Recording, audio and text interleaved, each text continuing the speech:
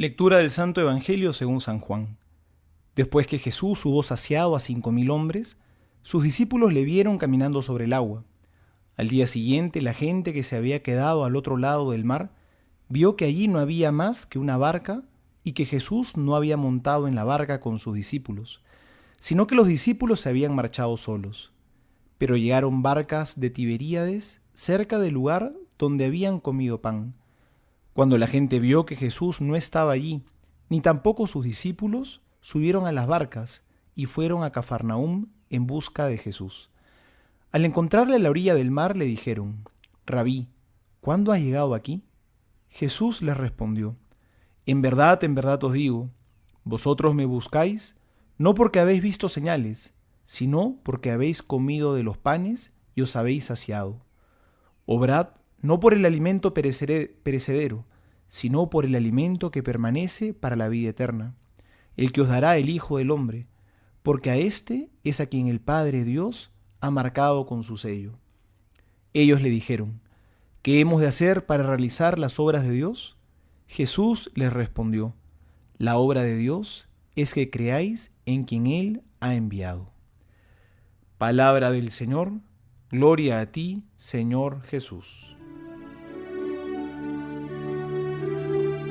Hola hermanos, buenos días. Comenzamos la tercera semana del tiempo de Pascua. Avanza el tiempo litúrgico y ayer recuerden que la palabra de Dios nos permitió, a partir de la experiencia de los discípulos en el camino de Emaús, entender que a Jesús solo lo conocemos en la medida en que estudiamos la palabra de Dios, nos encontramos con Él en la palabra y en el compartir en la comunidad, los hermanos, nuestras necesidades, lo cual significa la Eucaristía.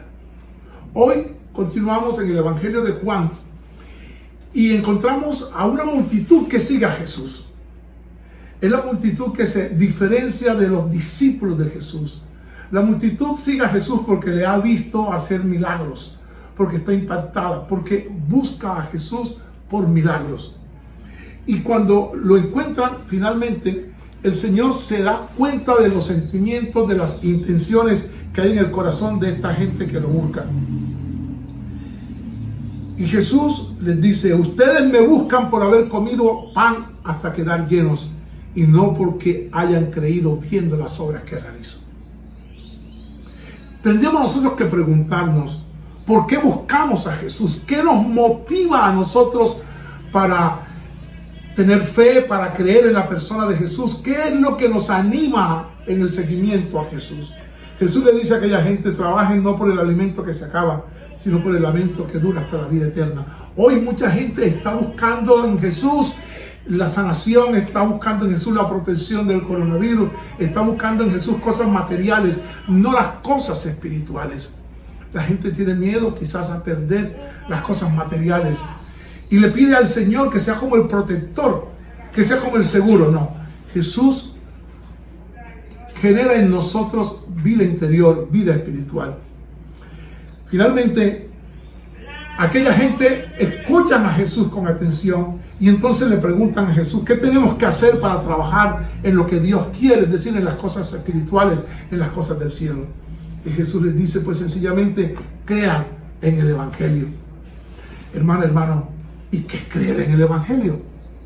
Es sencillamente tener la certeza de que Dios nos habla, que Dios es una buena noticia, que Dios genera en nosotros alegría, porque el Evangelio es eso, buena noticia, una noticia gozosa que transforma y cambia nuestra vida.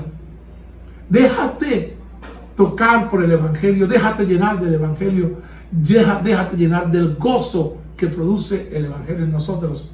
Y entonces encontrarás a Jesús que te da paz, que te da sosiego. No el Jesús que llena la barriga, sino el Jesús que da la tranquilidad del alma y del espíritu. En el nombre del Padre, del Hijo y del Espíritu Santo. Amén.